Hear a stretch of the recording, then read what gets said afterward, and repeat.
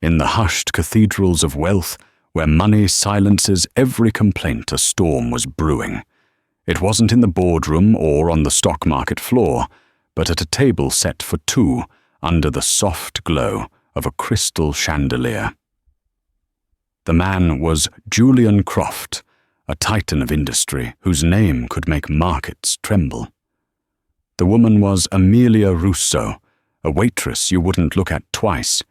He had the power to ruin her life with a single phone call, but she had something more powerful a memory. What could a simple waitress say to shatter the world of a man who has everything? The answer is one sentence. One sentence that would prove that the past is never truly buried. The restaurant Ethelgard was not merely a place to eat. It was a statement. Tucked away on a quiet, cobblestoned street in downtown Manhattan, its entrance was so discreet that you either knew it was there or you didn't belong. Inside, the air hummed with the low murmur of powerful people making powerful deals.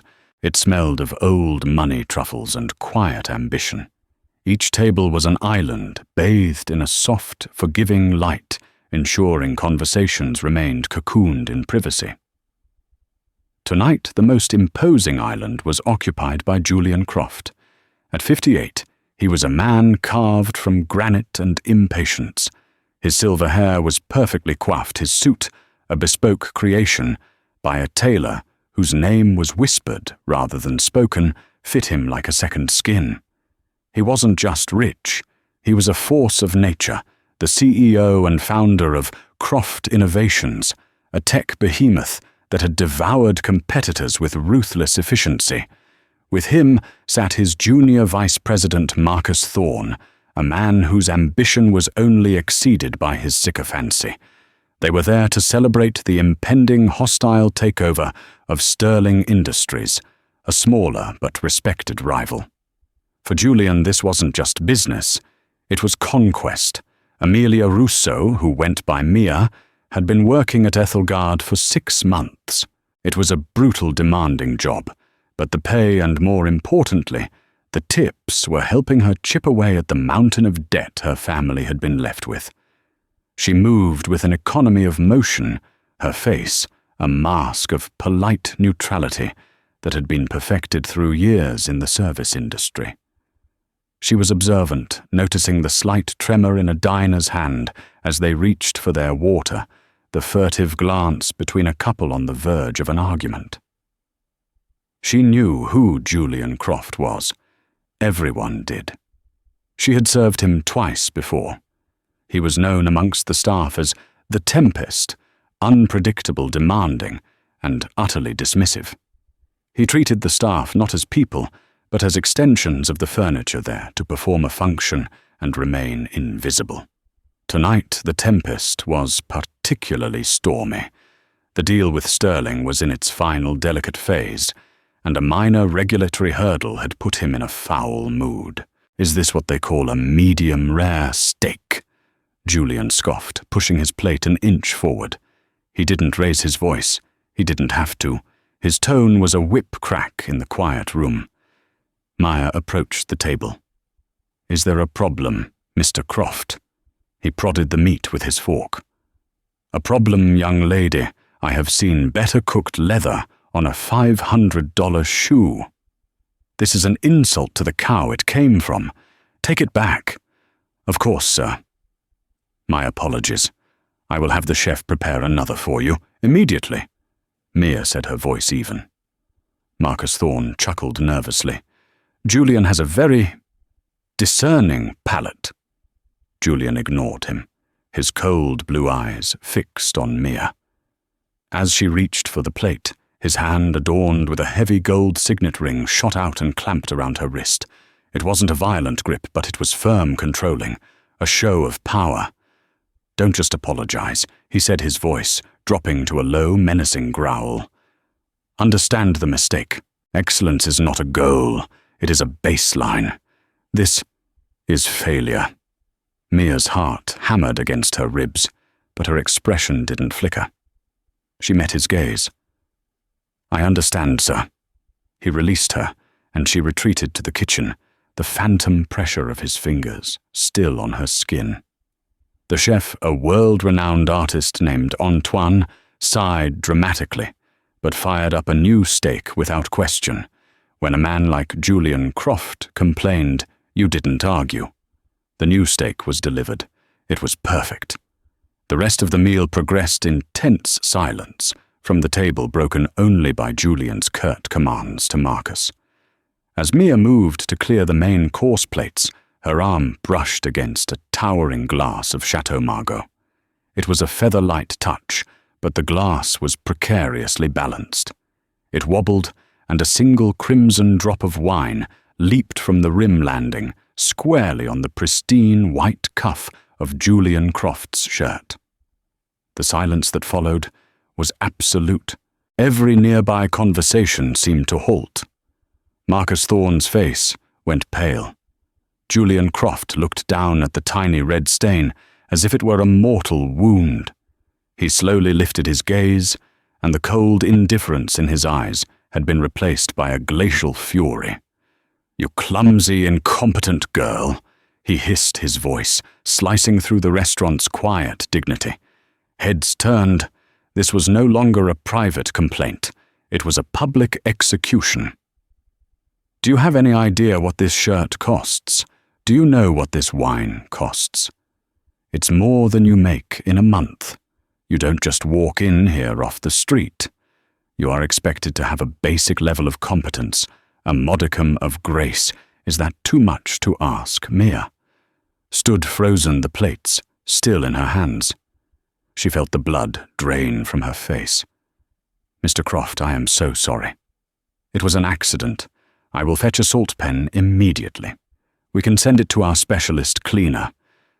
"Cleaner?" He laughed, a short, ugly bark of a sound. "This shirt is ruined. Your apology is worthless.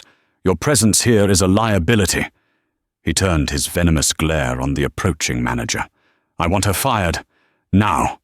I will not dine in an establishment that employs such useless people. Get her out of my sight."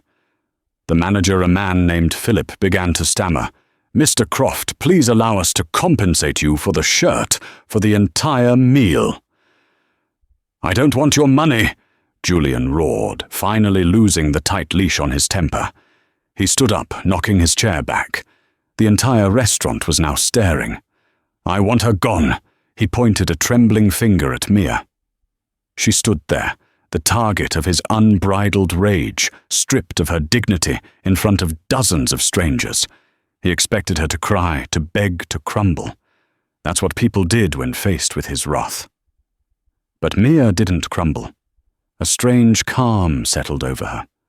All the years of swallowing her pride, of smiling through insults, of being invisible, it all coalesced into a single point of clarity.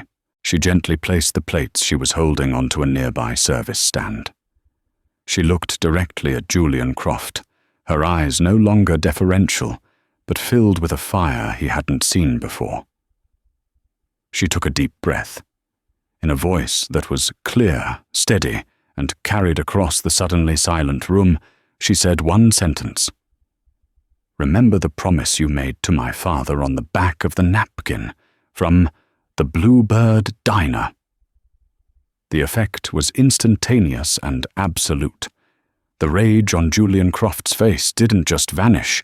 It was wiped clean, replaced by a ghastly white shock, as if he'd been struck by lightning.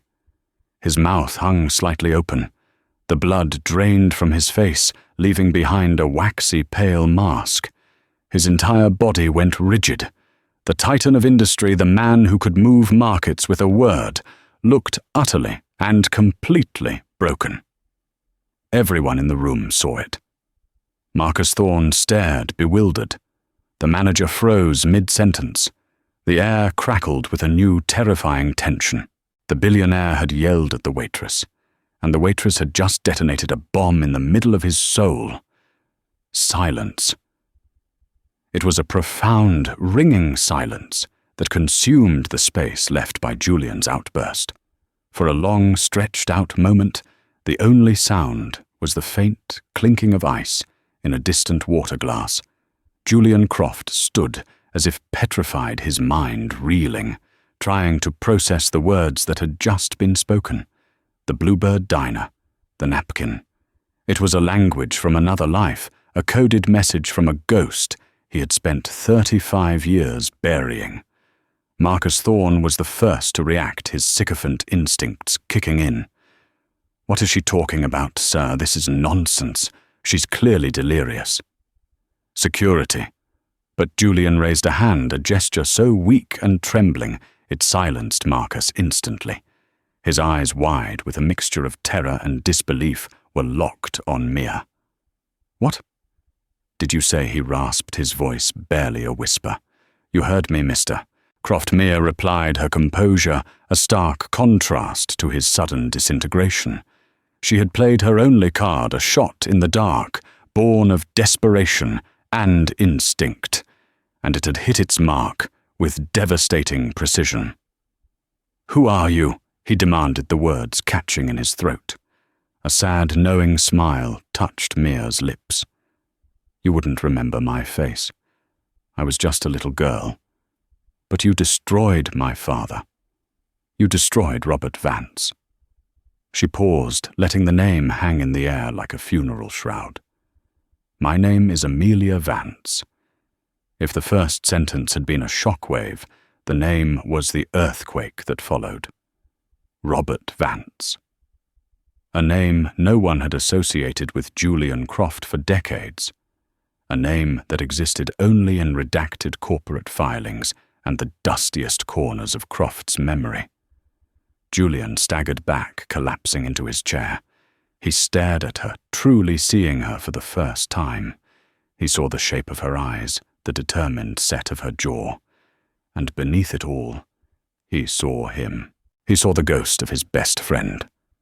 The manager, Philip, finally found his voice. "Miss, I think it's time for you to leave." "No," Julian croaked, stunning everyone. "No, stay." He looked at Marcus, his face a mess of confusion and fear. "Get the car, pay the bill, leave." "But sir—" "Now." Julian roared, a flicker of his old self returning, but this time it was laced with panic. Marcus scurried away, thoroughly bewildered. The other diners, sensing the raw personal nature of the drama unfolding, began to turn away, lowering their voices, cloaking the table in a renewed if fragile sense of privacy. Julian gestured to the chair opposite him. "Sit." Mia hesitated, then slid into the seat Marcus had just vacated. The predator and prey had switched roles. How Julian whispered, his hands clasped on the table to hide their shaking. "How do you know about that? The story wasn't in any book or article. It was a secret, sealed by a handshake and buried by betrayal. Flashback 35 years ago. The Bluebird Diner. 3 a.m. The air was thick with the smell of stale coffee and hot grease. The only customers were two young men in their mid-20s, hunched over a booth surrounded by scattered papers and half-empty mugs. Julian Croft was thin, hungry, with a fire in his eyes that burned brighter than his cheap suit. Robert Vance was the dreamer, his brow furrowed in concentration, a pencil tucked behind his ear. They were partners, two brilliant broke engineers with an idea that they believed would change the world of data processing. They had been working out of Robert's garage for 2 years, fueled by instant noodles and sheer, unadulterated ambition. Julian was the strategist, the salesman. Robert was the genius, the innovator. The code, the architecture, it was all his. He called it Project Chimera. That night they had finally solved the central problem, a revolutionary algorithm that would make their system 10 times faster than anything on the market. The breakthrough came to Robert in a flash of inspiration. "We've got it, Jules. We've actually got it." Robert had exclaimed, his face alight with exhausted joy. "We're going to be kings, Robbie." "Kings," Julian had replied, grabbing a paper napkin. He was buzzing his mind, already racing miles ahead. No more begging for venture capital. "This is it, our ticket. We need to make it official." Robert said, suddenly serious. A proper partnership agreement. 50-50. Ironclad. Of course, Julian said dismissively, already scribbling on the napkin. He drew 2 stick figures shaking hands. Above them he wrote, Croft and Vance Innovations. Partners for life. 50-50. Below it, he scribbled a crude outline of the chimera concept and their shared vision. It was half legal document, half dream manifesto. This is our promise, Julian said, pushing the napkin toward Robert. My word is my bond. We sign it. A symbol. They both signed their names with a borrowed pen from the waitress. Robert, full of trust for his best friend, folded the napkin carefully and tucked it into his wallet. For him, it was a sacred pact. For Julian, it was a placeholder. 3 months later, the first offer came in from a major tech firm. They wanted to buy the algorithm outright. Robert wanted to hold out to build their own company from the ground up to maintain control of his creation. Julian argued for the sale for the quick, life-changing payout. The argument grew heated. What Robert didn't know was that Julian had been having secret meetings. He had gone to a patent lawyer on his own. Using his own savings and a small loan, he filed a provisional patent for the Chimera algorithm, listing himself as the sole inventor. He had meticulously documented his own contributions while minimizing and reframing Robert's work as that of a hired assistant. The day he told Robert he was cold clinical. I've secured the patent, Rob. The offer is on the table and I'm taking it. I'll cut you a check for your time. A severance, $50,000. Robert was stunned. 50,000, Julian, we're partners. The napkin, our promise. Julian had laughed, a cold, empty sound. A napkin? You think a doodle in a diner means anything in a boardroom? I'm the one who made the calls, who set up the meetings. You're just the guy who tinkered in the garage. Be smart. Take the money. Robert refused. He threatened to sue. But he had no money, no documentation. Julian had all the official paperwork. The napkin was meaningless in a court of law. The legal battle bankrupted Robert. The stress broke his health. The betrayal broke his spirit. He lost everything. Julian Croft, using the money from the sale, founded Croft Innovations and built an empire on the foundations of Robert's genius and their broken friendship. Robert Vance faded into obscurity, a cautionary tale whispered among old-timers in Silicon Valley before dying of a heart attack, at 45, a bitter and broken man. His daughter Amelia was 8 years old when he died. She didn't understand the complexities of patent law or corporate betrayal, but she understood the defeated look in her father's eyes. She understood the whispered, tearful conversations between her parents at night, and she remembered the one thing her father had kept until the very end, a worn, folded napkin he sometimes took out, staring at it with a look of profound sorrow. Present day, back in the silent opulence of Ethelgard, Julian Croft stared at the face of the woman who was the living legacy of his greatest sin. My father talked about that night, until the day he died. Maya said, her voice low and laced with a grief that was still raw after all these years. He believed in you. He trusted you. That napkin wasn't a doodle to him. It was a covenant. Julian finally tore his eyes from her, looking down at his hands. The signet ring on his finger felt heavy, a symbol of a kingdom built on a lie. He had told himself a different story for 35 years, a story of a ruthless but brilliant businessman who did what was necessary to succeed. He told himself Robert was weak, impractical, a dreamer who would have run the company into the ground. He had to believe that. Otherwise, what was he? What do you want? He asked the question, devoid of its usual power. It was a plea. Mia's jaw tightened. What do I want? I want the years my father lost. I want the nights my mother cried herself to sleep. I want the respect and the legacy that you stole from him. I want you to know that I know what you are." He looked up, a flicker of the old Julian returning. The fear was being replaced by damage control. "Is this about money? Are you trying to blackmail me? Because if you are, you should know that I have a team of lawyers who will bury you and this fantasy." Maya laughed, a humorless, bitter sound. "Blackmail. You think that's what this is? This isn't a negotiation, Mr. Croft. This is a reckoning. I didn't come here tonight with a plan. But your arrogance, your cruelty to a total stranger. You showed me that the man who destroyed my father is still in there. You haven't changed at all." She stood up, her legs surprisingly steady. "You wanted me fired. Don't worry.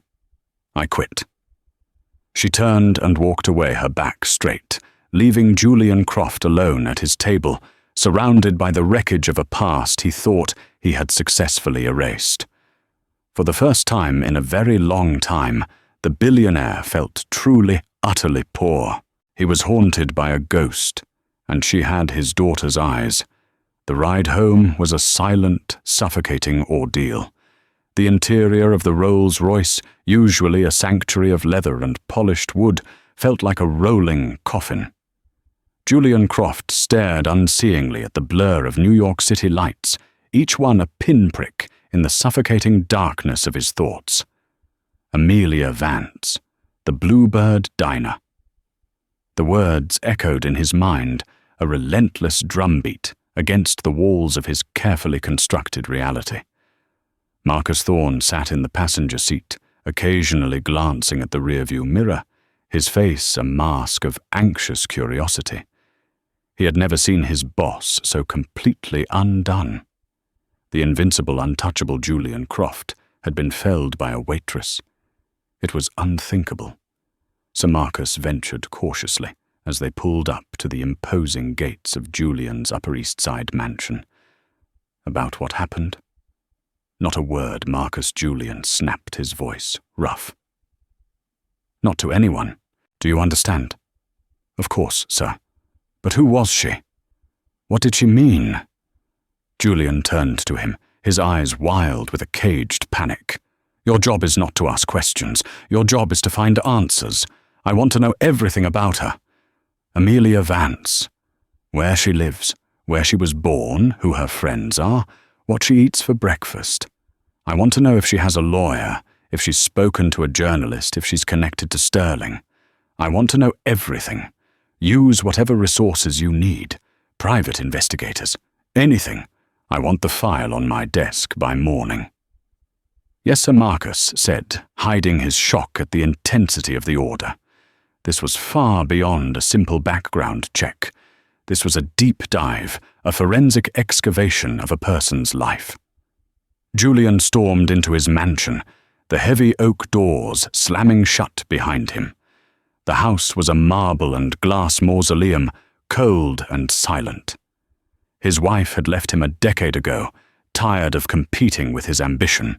His daughter Jessica was away at a Swiss boarding school, a relationship maintained through wire transfers and brief, stilted phone calls. He was utterly alone with his success. He bypassed the grand staircase and went straight to his study, a room lined with books he'd never read, and awards that suddenly felt like cheap plastic. He poured himself a generous measure of scotch, the amber liquid sloshing in the crystal glass held by his trembling hand. He tried to dismiss it. She was nobody, the daughter of a failed man clinging to a fabricated story, a shakedown artist. But he couldn't. The specificity of her words. The Bluebird Diner was a key that had unlocked a vault in his memory he had welded shut. He had built his entire identity on the myth of the self-made man, the singular genius. The official company history on Croft Innovations' website began with him alone in a garage coding the future. Robert Vance was not even a footnote. To acknowledge him, to acknowledge the napkin, would be to admit that his entire empire was built on a foundation of sand, on a theft. His paranoia began to spiral. This couldn't be a coincidence. Her appearing at that specific restaurant on the eve of the Sterling acquisition. It had to be a setup. Daniel Sterling, the CEO of the company he was trying to acquire, was a cagey old fox. Had he dug up this ghost to use as leverage, was Amelia Vance a corporate espionage tool, a human time bomb sent to disrupt the deal? The Sterling acquisition was the capstone of his career. It was a legacy move, but it was also fragile. The Sterling board was old guard obsessed with ethics and public image. A scandal about Croft's origins, a story of betrayal and theft, could spook them. It could kill the deal. He spent the night pacing his study, the scotch doing little to quiet the cacophony in his head. He looked at the framed photo on his desk. It was of him and his daughter Jessica from years ago. She was a young girl, maybe 10, with bright, trusting eyes. He barely knew the young woman she had become. In his relentless pursuit of the future, he had systematically erased his past and neglected his present. Now the past had returned, wearing a waitress's uniform to demand payment. By dawn, when Marcus Thorne arrived with a slim manila folder, Julian was a wreck. His suit was rumpled, his face was ashen, and the fire in his eyes had been replaced by a desperate, haunted fear. "What did you find?" he demanded, snatching the folder. "It wasn't hard, sir. She hasn't exactly been hiding," Marcus reported, choosing his words carefully. Amelia Vance, 33. Her mother passed away 5 years ago from cancer. She has a mountain of medical debt from that, plus some student loans. She has a degree in art history from NYU. She's worked a series of service and administrative jobs for the last decade. Lives in a small apartment in Queens. No criminal record. No known affiliations with Sterling Industries or any of our competitors. By all accounts, she's normal. Normal. The word was somehow more terrifying than if she had been a corporate spy. A spy could be dealt with, bought off, neutralized. A normal person, seeking justice, driven by a deep and righteous grievance, that was a far more dangerous and unpredictable enemy. "There's more," Marcus said, hesitating. "We cross-referenced her father, Robert Vance. He died in 1998. Cause of death, a massive coronary. Before that, he launched a wrongful termination and intellectual property lawsuit against you and Patriot Systems, the company that first bought the algorithm. The case was dismissed. He was representing himself. The records are sealed, but the docket summary is public. Julian's blood ran cold. The lawsuit. He'd almost forgotten. It had been a nuisance, an annoyance he'd paid his lawyers to make disappear. To him it was a footnote. To Robert's family, it was everything. "Is she talking to anyone?" Julian asked. "We don't think so. We have a light tail on her discreet surveillance on her apartment. So far, no meetings with lawyers or journalists. She went home after her shift, and she hasn't left her apartment since." Julian stared at the file at the grainy photo of Maya Amelia, taken from a social media profile. In it she was smiling, standing next to an older woman who must have been her mother. She looked happy, carefree. He had shattered that. He had 2 choices. He could crush her, use his army of lawyers to paint her as an extortionist, drown her in legal fees, and destroy what little she had. It was the Julian Croft way. Or he could do something else. The thought was foreign, uncomfortable. He closed the folder. "Get me our head of legal David Chen, and get me our top private security consultant, a man named Peterson. I want them here in 1 hour. We need a strategy. We need to contain this." Marcus nodded, but as he turned to leave, he saw the look on Julian's face. It wasn't the look of a general planning an attack. It was the look of a man trying to board up the windows of his house in the face of a hurricane. The cracks were showing in the empire, and the storm was just beginning. The small apartment in Queens was Mia's sanctuary. It was filled with books, second-hand furniture, and the lingering scent of her mother's favourite chamomile tea. But since the confrontation at Ethelgard, it felt like a cage. She paced the worn wooden floors, replaying the scene over and over in her mind. The shock on Julian Croft's face had been a small, bitter victory. But what now? She had acted on pure, unadulterated impulse, a lifetime of suppressed anger bursting forth in a single sentence. She had no plan, no strategy. She had simply spoken her truth. She had expected to feel liberated. Instead, she felt terrified. A man like Julian Croft didn't just get embarrassed, he got even. She imagined lawyers knocking on her door, private investigators following her, her face plastered across slanderous news articles. She had poked a dragon, and now she was waiting for the fire. Her phone buzzed. It was Philip, the manager from Ethelgard. His voice was strained, apologetic. "Mia, I'm so sorry. Mr. Croft's office called this morning. They made it clear. Your employment with us is terminated. They also implied that if we didn't comply, they would pull all of their corporate accounts. I had no choice." "I understand, Philip," Mia said, a wave of resignation washing over her. "I already quit anyway." She hung up, the reality of her situation sinking in. She was jobless, and she had made a very powerful enemy. Desperate for guidance, she called the one person who truly understood the weight of her family's past, her grandmother, Elena Vance, who lived in a quiet retirement community in New Jersey. Elena was her father's mother, a sharp, resilient woman who had watched her son's spirit crumble under the weight of Julian Croft's betrayal. "Amelia, dear, what's wrong? You sound shaken," Elena said, her voice warm but perceptive.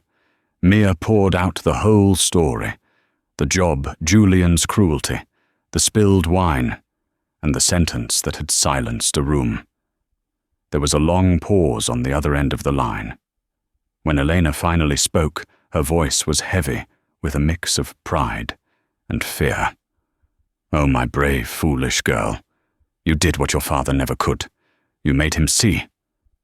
But a man like that, a cornered snake, is the most dangerous kind. I know, Nana. I'm scared.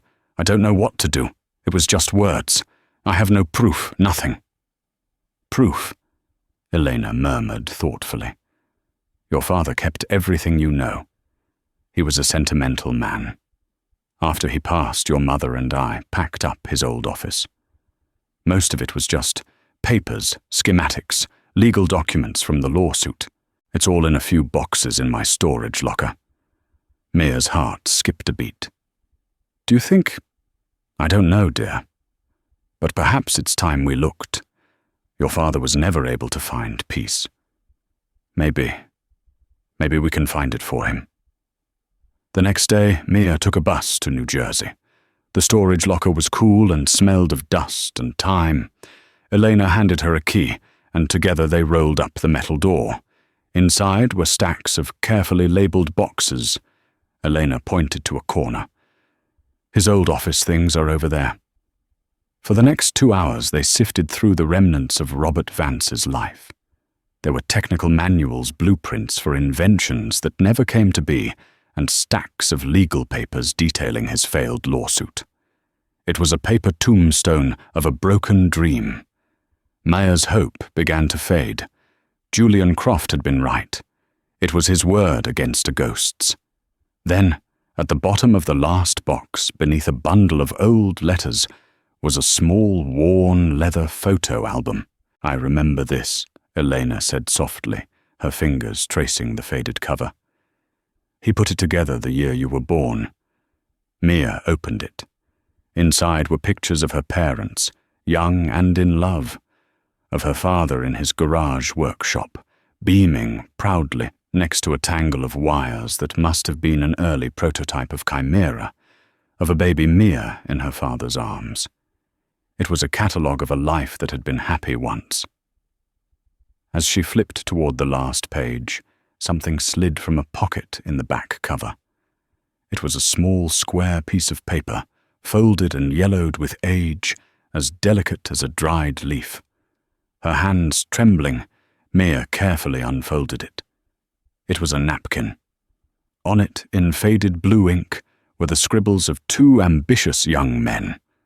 A crude drawing of stick figures shaking hands. The words, Croft and Vance Innovations, Partners for Life. 50-50.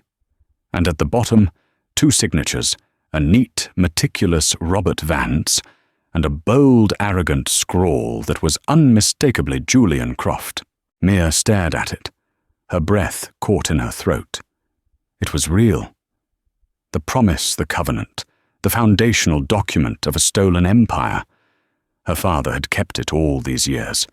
He had lost the court case, lost his company, lost his life, but he had never lost the proof of the promise. "Nana," Mia whispered, holding it out. Elena put on her reading glasses, her eyes widening as she recognized it. A tear traced a path down her wrinkled cheek. "He told me Julian laughed at him for believing in a napkin," she said, her voice thick with emotion. "He said it was worthless." Mia carefully folded the napkin and placed it in her wallet. It was no longer a memento of a painful past. It was a weapon. As they were leaving, Elena stopped her. "Amelia, your father didn't just want revenge. He wanted to build things. He believed technology should help people, not just make a few men rich. Croft's company, it's become everything he hated. Aggressive, soulless." Mia thought of the news she'd read about the Sterling Industries takeover. Sterling was known for its ethical practices and employee-first culture, a culture that mirrored her father's own ideals. Julian Croft wasn't just acquiring a company. He was extinguishing a philosophy, the very one her father had championed. Suddenly, her purpose became crystal clear. This was no longer just about rectifying a past injustice. It was about preventing a future one. It wasn't about money or revenge anymore. It was about legacy, her father's true legacy. She returned to New York with a newfound resolve. The fear was gone, replaced by a cold, hard certainty. Julian Croft had his lawyers and his private investigators. But she had the truth. And she had the proof, tucked safely in her wallet, a 35-year-old promise scrawled on the back of a napkin. Julian Croft's world, once a fortress of certainty, was now a house of cards in a hurricane. The file on Amelia Vance lay on his desk, a testament to her utter insignificance in the grand scheme of things. No assets, no connections, no power. And yet, she had become the single greatest threat to his existence. His team had a two-pronged strategy. The first was containment. David Chen, his chief legal counsel, a man with the soul of a shark, proposed a swift, aggressive, and overwhelming response. "We send her a cease and desist letter," Chen advised in a sterile conference room. "We accuse her of defamation, harassment, and attempted extortion. We file a preemptive lawsuit. We drown her in paperwork and legal fees she can't possibly afford. We make her life so miserable she'll regret ever learning your name." The second prong was insulation, handled by Peterson, the security consultant. "We scrub all online references to Robert Vance and the old lawsuit. We monitor her communications. We ensure this story never reaches the press or, more importantly, the Sterling board." It was the standard Croft playbook crush erase control. But for the first time, it felt wrong to Julian. Not morally wrong, that was a luxury he couldn't afford, but strategically wrong. Attacking her with his full force would be like using a sledgehammer to kill a fly. It would make a mess and draw attention. It would lend her story credibility. "No," Julian said, stunning both men. "No lawsuits. Not yet. I'll handle this." He decided on a different tactic, a show of overwhelming, yet benevolent, power. He would offer her money. A life-changing amount of money. enough to solve all her problems and ensure her silence forever. It was cleaner, quieter. He would buy her ghost just as he had bought everything else in his life. He dispatched a junior lawyer from Chen's firm, a man named Henderson, to Mia's apartment. Henderson was chosen specifically for his non-threatening demeanor. He arrived in a simple black sedan, not a limousine, and carried a slim leather briefcase. Mia saw him coming through her apartment window. Her heart pounded, but she held her ground. She opened the door before he could knock. Amelia Vance Henderson asked, startled, "Can I help you? I'm here on behalf of Mr. Julian Croft. May I have a moment of your time?" She let him in. He stood awkwardly in her small living room, looking out of place amidst her books and potted plants. He opened his briefcase and produced a non-disclosure agreement and a cashier's check. "Mr. Croft regrets the distress caused by the events at the restaurant." Henderson began reciting a prepared script. "He acknowledges the historical connection between your families. In recognition of this, and to assist with any financial hardships you may be facing, he is offering you this settlement." He placed the check on her coffee table. Mia glanced down at it. The number was staggering. $5 million. It was enough to pay off all the debt. Enough to buy a house to travel to, never work another service job again.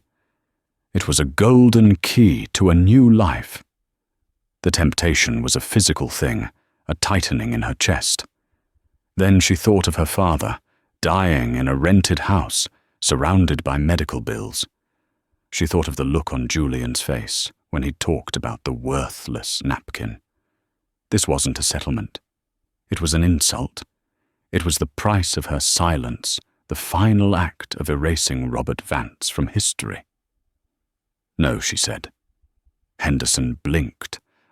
I'm sorry I said no. Take your check and your contract and get out of my apartment." Miss Vance Henderson said, his calm demeanor faltering, "Perhaps you don't understand. This is a one-time offer. It is exceedingly generous." Generous Mia laughed, a sharp, angry sound. "He's not being generous. He's trying to buy my father's ghost. It's not for sale." She picked up the check and tore it in half, then in half again, and let the pieces flutter onto the table. "Tell Mr. Croft my family's name is not for sale." Henderson left, pale and shaken. The news of the torn check hit Julian like a physical blow. He had miscalculated. This wasn't about money. He had offered her a kingdom, and she had thrown it back in his face. The fear returned colder and sharper this time. She wasn't a shakedown artist. She was a crusader. His failed attempt at a quiet solution had the opposite effect. It emboldened Mia. She realized that Julian was afraid. The napkin wasn't just a piece of paper. It was a stick of dynamite, and he knew it. She knew she couldn't fight him in a courtroom. She didn't have the resources. But there was another court, the court of public opinion. She spent a day researching journalists in New York. She looked for someone old school, a tenacious investigative reporter who wasn't afraid of powerful people. She found her target, a man named Daniel Chen, no relation to Julian's lawyer, a Pulitzer Prize finalist for the New York Ledger, known for his deep dives into corporate corruption. She sent him an email from a new anonymous account. The subject line was, "The Original Sin of Croft Innovations." The body of the email was brief and tantalizing, Mr. Chen. Everyone knows the story of how Julian Croft founded his empire. The official story is a lie. I know the truth about his first partner, the man whose genius he stole and whom he left to die in obscurity. This isn't just a story about the past. It's about a pattern of behavior that continues today as Croft attempts a hostile takeover of Sterling Industries. I have proof, undeniable physical proof of the original partnership agreement. If you are interested in a story that will shake the foundations of the tech world, let me know. She didn't sign her name. She hit send, and felt a profound sense of crossing the Rubicon. There was no going back. The war had begun. Daniel Chen was a journalist of a dying breed. In an age of clickbait and hot takes, he believed in documents, sources, and the slow, methodical process of uncovering the truth. He received dozens of tips like Mia's every week. Most were conspiracy theories or disgruntled ex-employees with an axe to grind. But something about this one, the specificity, the mention of physical proof, and the timely connection to the Sterling Industries takeover piqued his interest. He replied with a single line, "I'm listening." They arranged a meeting at a hole-in-the-wall coffee shop in the East Village, far from the prying eyes of Midtown. Mia was nervous, but she came prepared. She told Daniel the entire story from the Bluebird Diner to the failed lawsuit to the confrontation at Ethelgard. She laid out the human cost of Julian Croft's ambition. Daniel listened patiently, his expression unreadable. When she was finished, he asked the question she was waiting for. "You mentioned proof." Mia took a deep breath. She reached into her bag and pulled out a Ziploc bag containing the napkin. She slid it across the table. Daniel put on a pair of reading glasses and examined the fragile document. He looked at the faded ink, the signatures. He had been a reporter for 30 years. He had a sixth sense for authenticity. This felt real. "If this is legitimate," he said, looking up at her, a glint of excitement in his eyes, "this isn't just a story. This is a bombshell. It's legitimate," Mia said. "My father kept it until he died." "I'll need to verify it," Daniel said, his journalistic instincts taking over. Handwriting analysis interviews with any surviving employees from that era. "But I believe you. Now tell me more about the Sterling deal." While Mia set the wheels of justice in motion, Julian Croft's world was shrinking. The Sterling Industries deal was entering its final crucial stage. The board was meeting in 1 week to vote on his acquisition offer. It should have been a slam dunk, but Eleanor Vance, no relation to Mia, the sharp, principled CEO of Sterling, was getting cold feet. Croft's tactics had been overly aggressive, and whispers of his ruthless corporate culture were making her and her board uneasy. Julian, consumed by the threat Mia posed, became increasingly erratic. He was short-tempered in meetings, paranoid, and obsessed with the surveillance on Mia. She met with a man at a coffee shop yesterday. Peterson, the security head, reported. "We identified him. Daniel Chen. He's a reporter for the Ledger." The news hit Julian with the force of a battering ram. She went to the press. Of course she did. He ordered his legal team to prepare an injunction to block any forthcoming story, but he knew it was a long shot. The dam was breaking. Meanwhile, a quiet crisis of conscience was brewing within Croft's own ranks.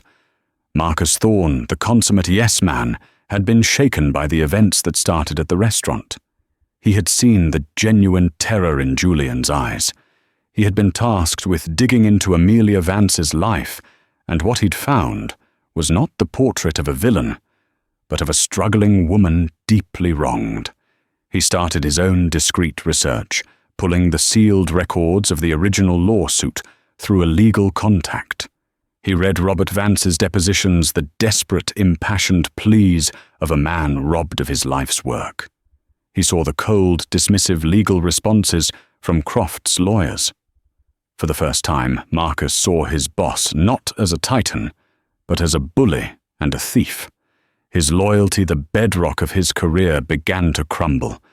Was this the man he wanted to become? Sensing he was running out of time, Julian made a desperate final move. He couldn't crush Mia with lawyers, and he couldn't buy her with money. There was only one option left, a direct, personal confrontation. He had to face his ghost. He dismissed his security team and drove himself. Using the address from Peterson's surveillance file, he found her small apartment building in Queens. It was a world away from his polished Manhattan existence. As he stood before her door, the all-powerful Julian Croft felt a tremor of fear. He wasn't here as a billionaire or a CEO. He was just Julian, the man who had betrayed his best friend, standing at the door of the daughter he had orphaned. He knocked. The sound echoed in the quiet hallway, a final desperate plea for control in a world that was rapidly spinning out of it.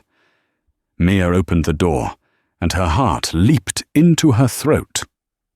Julian Croft stood there, not the imperious tyrant from the restaurant, but a haggard, diminished figure. He wore a simple cashmere sweater instead of a suit, and the exhaustion was etched deeply onto his face.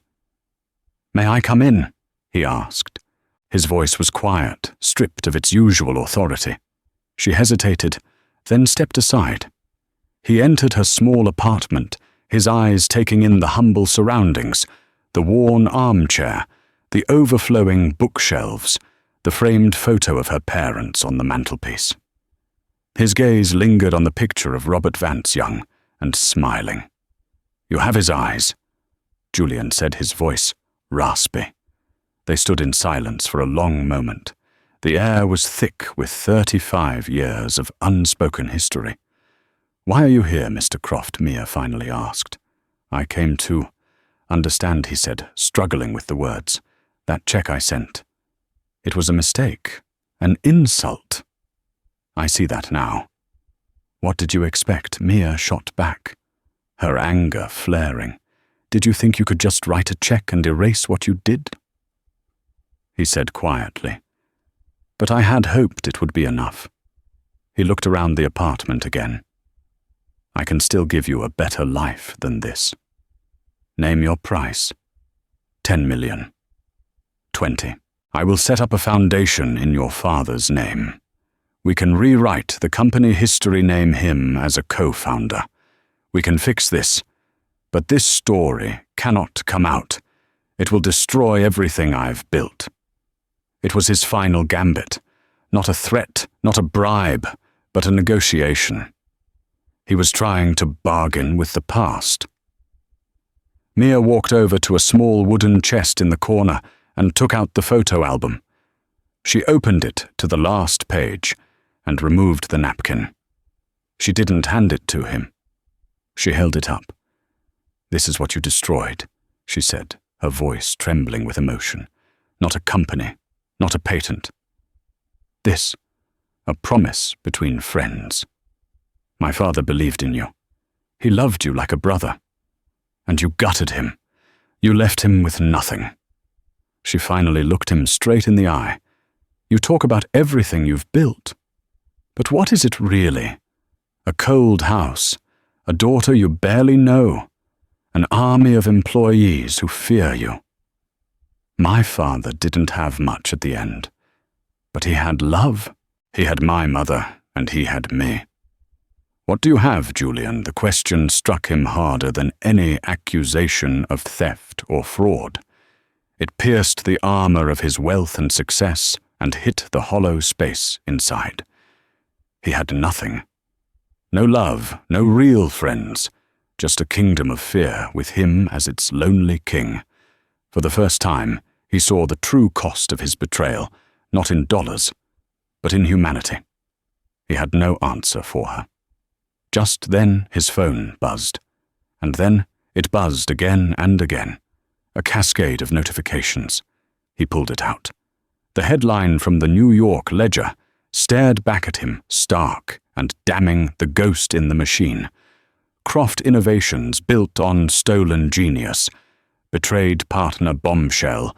Document reveals. Daniel Chen's story had just been published online. It was a masterpiece of investigative journalism. It told the story of Robert Vance, painting a vivid picture of his brilliance and his tragic downfall. It detailed the failed lawsuit, included quotes from former colleagues who remembered the partnership, and most damningly, it featured a high-resolution, authenticated photograph of the napkin. As Julian stared at his phone in horror, Mia's phone buzzed too, a text from Daniel Chen. It's live. Check your email." She opened her email and found a message from Daniel. Attached was a document he had received from an anonymous source just hours before the story went live. It was a series of internal Croft Innovations memos signed by Julian himself from the early days of the Sterling takeover attempt. The memos outlined a ruthless strategy to devalue Sterling's stock poach their key talent and spread rumors to destabilize their board, the very unethical behavior the Sterling board feared. The source, Daniel noted, had the internal IP address of Croft Innovations' Executive VP. Mia looked up from her phone, her eyes wide with understanding. Marcus Thorne. The sycophant had found his conscience. He had delivered the final corroborating blow. The fallout was immediate and catastrophic. The Sterling Industries board convened an emergency meeting and unanimously rejected Croft's acquisition offer, issuing a scathing public statement denouncing his predatory business practices. Croft Innovations stock plummeted over 40% in pre-market trading. Investors panicked. The board of directors, once terrified of Julian, called for an emergency meeting to demand his resignation. He returned to his mansion, not as a king, but as a pariah. The empire he had spent a lifetime building was crumbling to dust in a matter of hours. He was alone in his marble mausoleum, the silence screaming his failure. He was ruined. Mia watched the news unfold on her small television. She felt no joy, no triumphant sense of victory, just a quiet, profound sense of peace. Her father's story had been told. His name had been cleared. His legacy was no longer a ghost. A few weeks later, she received a letter. It was from Eleanor Vance, the CEO of Sterling Industries. She offered Mia a position not out of pity, but out of respect. She wanted Mia to help run a new charitable foundation funded by Sterling, dedicated to supporting ethical tech startups and young, brilliant innovators like her father. Mia accepted. She sold the napkin not to a collector, but donated it to the Computer History Museum, where it was displayed with a plaque that read, "The Robert Vance and Julian Croft Partnership Agreement," a reminder that the greatest innovations begin not with code, but with trust. She never saw Julian Croft again. He resigned in disgrace, vanished from the public eye, and lived out his days as a recluse. But in giving up her quest for revenge, Mia found something far more valuable. She found her father's true inheritance, not a claim to a billion-dollar company, but a mission to build a better, more honest world. She had started with one sentence and ended by rewriting history. In the end, this wasn't just a story about a billionaire and a waitress. It's a story about the power of truth. It reminds us that integrity is a currency that can't be bought, and a legacy is built on character, not just on success. Amelia Vance didn't seek to destroy a man. She sought to restore a memory, and in doing so, she built a future worthy of her father's name. It proves that no matter how powerful someone seems, they can never truly erase the promises they've broken or the people they've wronged. If this story moved you and reminded you that one voice speaking the truth can be louder than all the money in the world, please take a moment to hit that like button. Share this video with someone who needs to hear it, and make sure you subscribe to our channel for more stories that uncover the extraordinary strength found in ordinary people. Thank you for watching.